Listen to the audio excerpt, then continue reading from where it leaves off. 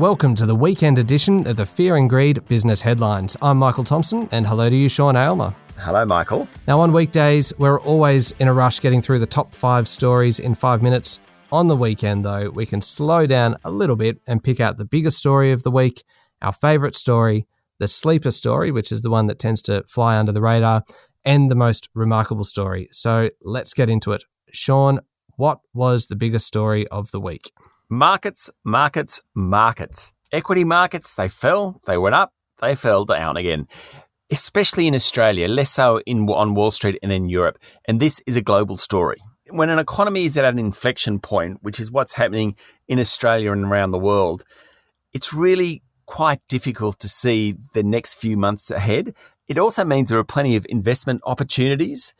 In 6 months' time, we'll look back at this period and say, well, it's probably not that difficult to work out that global growth will emerge in a certain way and inflation will take off in some way. But when you're in the middle of it, it's actually really hard. And I think in terms of big stories around the globe, financial markets is the big one at the moment.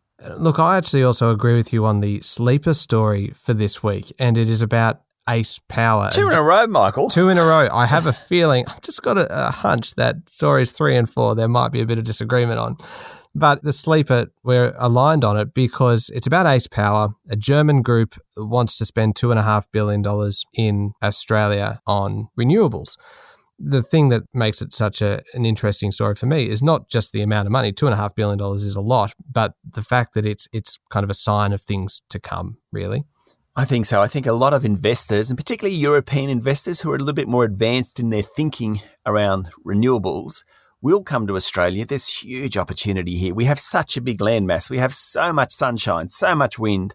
We have the ability to store power. When you have those things, I think you will find investment in Australia, not so much so that they can somehow transport that energy back to Europe, but so that Australia can power the region, Australia and the Asia Pacific and even beyond.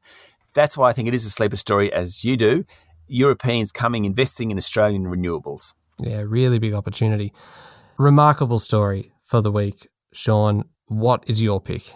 Well, I think it's quite remarkable that for the first time since the Second World War, the adult male population average age declined last year. Now, that's on the back of COVID because of the number of deaths. But every generation seems to get older, and it always has been that way, except for last year, where life expectancy fell by 2.2 years. We're getting younger, and only a pandemic can do that. What do you think is the most remarkable story, Michael? Well, you're not going to believe it, but it's nearly the same story. Oh. It is very, very similar to that story, but it is the story about the causes of death in Australia during the pandemic, and the fact that heart disease last year was in fact lower than 2019, which is the first time the annual number of fatalities has fallen since 2009. And then there's a host of other regular causes of death: dementia, strokes, lung cancer, other respiratory diseases. All of those fell during lockdowns. And the main reason for that was the public health measures that were in place, social distancing, lockdowns, etc. Really meant then that even things like the flu didn't spread. And COVID-19, I think, was the 38th ranked cause of death.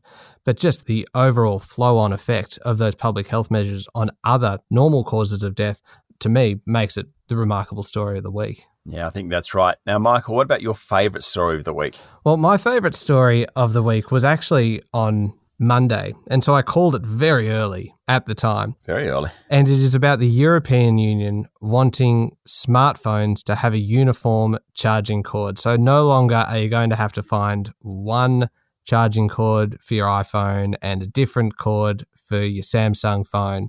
It's just one cord for all phones. It is a common sense story. It just makes sense to make the change. So that's why the European Union deserves to be the favourite story of the week.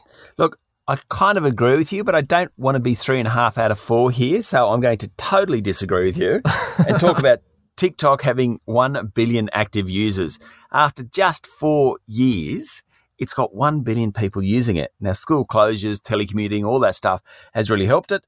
My kids are now singing 80s and 90s music. Helps me out. So that, for me, is my favourite story. And really, that's everything you need to know from the last week. Thank you very much, Sean. Thank you, Michael. We'll be back on Monday morning with the top 5 business stories in 5 minutes. We look forward to your company then.